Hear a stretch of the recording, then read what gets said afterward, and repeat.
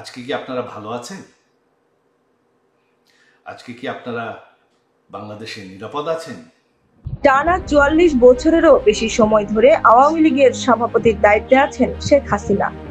একাধিকবার নেতৃত্ব ছাড়ার ইঙ্গিত দিলেও কখনোই বিকল্প নেতৃত্বের কথা প্রকাশ্যে জানাননি তিনি।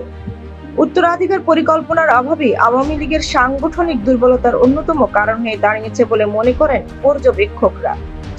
গত বছরের ৫ আগস্ট শেখ হাসিনা ক্ষমতাচ্যুত হওয়ার পর আওয়ামী লীগ বড় ধরনের সাংগঠনিক ভাঙনের মুখে পড়ে। তৃণমূল পর্যায়ে নেতাকর্মীরা দিক নির্দেশনা না পাওয়ায় দলের ভেতরে বিভ্রান্তি দেখা দেয়। বর্তমানে শেখ হাসিনা ভারতে অবস্থান করছেন এবং সেখানে তার রাজনৈতিক কার্যক্রম কঠোর সীমাবদ্ধতার মধ্যে চলছে।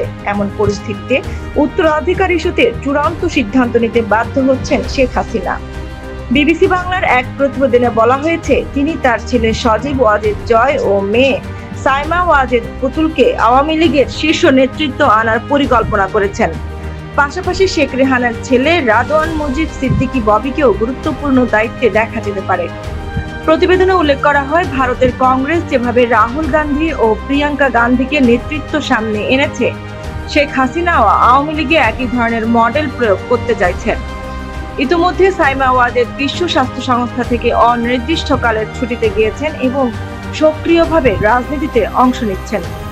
সজীব ওয়াজেদ জয় যদিও যুক্তরাষ্ট্রের স্থায়ী বাসিন্দা, তবুও দলের প্রধান মুখপাত্র হিসেবে কাজ চালিয়ে যাচ্ছেন। অন্যদিকে শেখ হাসিনার সঙ্গে একই শহরে অবস্থান করায় সাইমা ওয়াজেদ সরাসরি মায়ের সহযোগী হয়ে উঠেছেন।